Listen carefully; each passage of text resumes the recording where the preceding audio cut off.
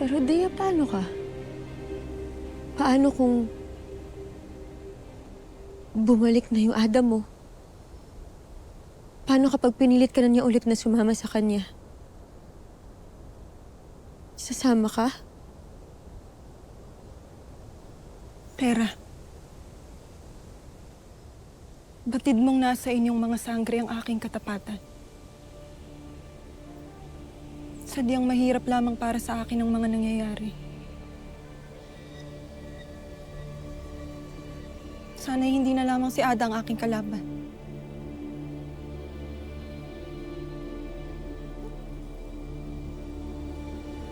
Sana hindi na lang si Mitena ang kailangan kong kalabanin. Tama ba ang aking narinig? Kanina ko pa napapansin ang inyong mga kilos. Ang inyong pag-aalinlangan. Kaya't mas lalong lumalakas ang aking pagdududa. Sabihin niyo nga sa akin, kayong dalawa ba talaga ay lumalaban para sa Encantadia? Dahil hindi ko nararamdaman. Samara, anong sinasabi mo? Hindi ba sapat na nagsama-sama tayo para talunin ang mga kalaban? Hindi ba sapat na nagtulungan... Hindi sapat! Hindi nga kayang sakta ni Dea ang kanyang Ada.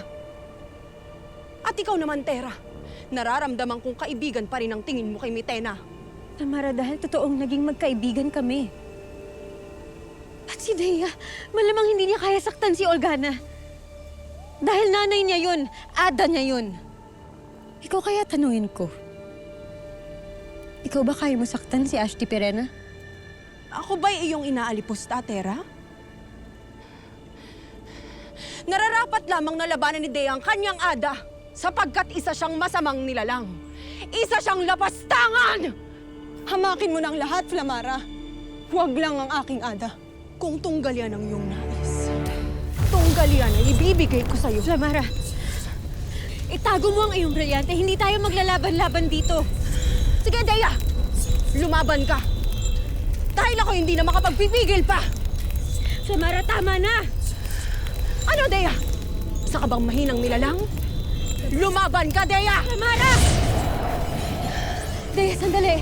Hindi tayo mag-aaway-aaway dito. Sandali lang! Samara, Dea, tama na! Kilos! Dea. Dea, wag. Huwag kang papatay. Simulan mo na, Samara. Dea! Samara! Tumigil kayo!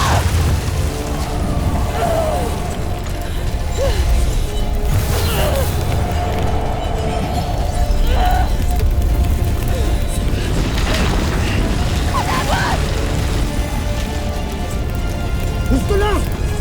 Tama na!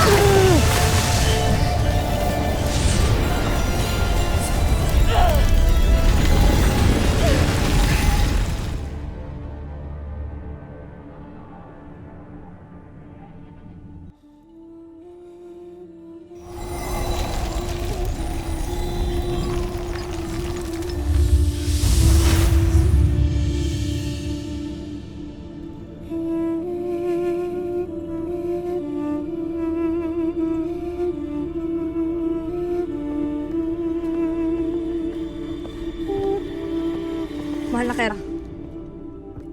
Nagbabalak po kaming magtipon at bumalik ng Adamia upang... Prestak!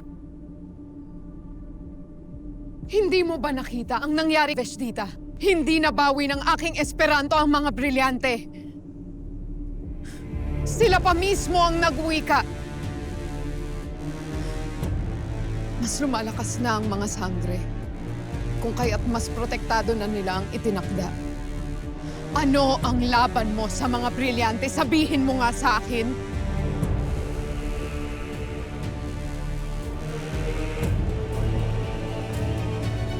Kailangan natin ng mas maayos na pagbabalak upang tuluyan na natin silang mapaslang.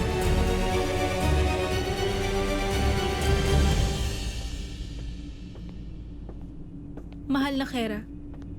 Mawalang galang na mahal na Kera, ngunit aking nakita ang iyong kaibigan. Anak ka.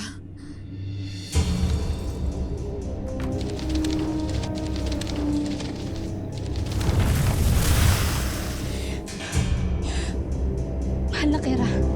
Sorkashtek sa aking matagal na pagkawala. Ngunit ako'y kinulong ni Zaur. Huwag kang mangamba, anak ka. Isa na lamang masunuring halimaw si Zaur ngayon. Ang mahalaga ay ikaw ay nagbalik sa panahong kailangan ko ng maraming kakampi laban sa mga sangre.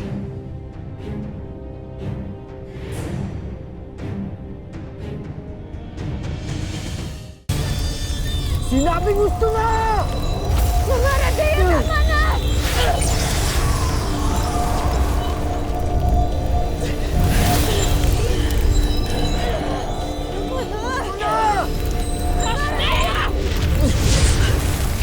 Ada!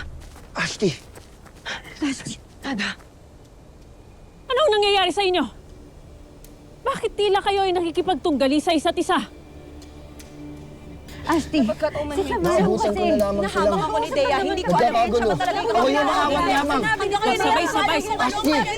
Sheda!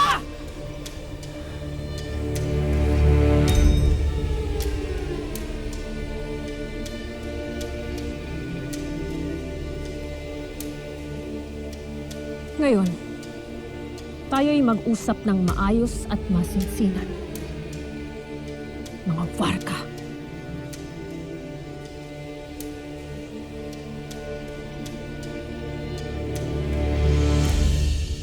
Ako'y matagal na binihag ng mga sangre, mahal na Kera. Kaya't matagal ko na ring nais iulat sa'yo na narito na ang itinakda. Batid ko, anak ka. Kaya ba tila ikay nangangamba, mahal na Kera? Sapagkat nalalapit na ang panahong nasa tagna. Nyeha, kailanman ay hindi ako natakot o matatakot kay Tera. Hindi niya ako matatalo. At hindi niya ako mapapaslang.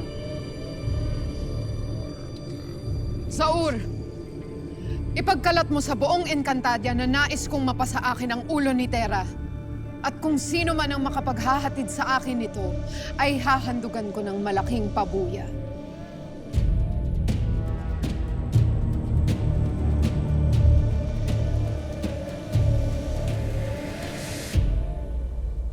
Ako ay labis niyong binibigo. Nang dahil lamang sa pag-aalilangan ni Tera at Dea, ay nagawa niyong makipagtunggali sa isa't isa. Ngunit Ada, hindi maganda na sa isang pangkat ay mayroong hindi tiyak sa kanilang paninindigan. Sigurado ako sa pinaglalaban ko, Flamara. Sigurado kami sa pinaglalaban natin. Ashley, nabigla lang naman talaga ako na ang nakilala ko palang si Samina. Ay, si Mitena pala. Ito ay isa sa mga kailangan niyong matutunan. Pagkat may mga pagkakataong kailangan niyong kalabanin ang mga itinuturing niyong kakampi o kaibigan.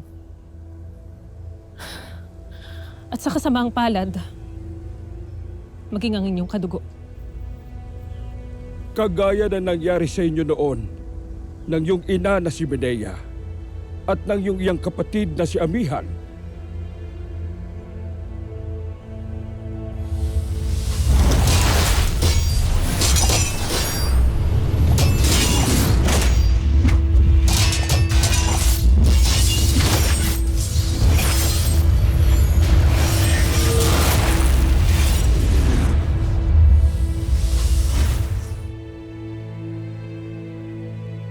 Kung ganun po, Nunong Imaw, ano po bang dapat namin gawin?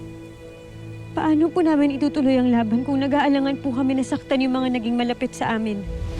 Ang kaligtasan at kapakanan ng Encantadia ang inyong laging uunahin at iisipin. Kaya't alagaan niyo ang inyong damdamin at huwag niyong hahayaan na kayo ay maisahan. Ito ang lagi niyong tatandaan, na ang puso ay maaaring gamitin ng kalaban, ngunit hindi ang talas ng isip.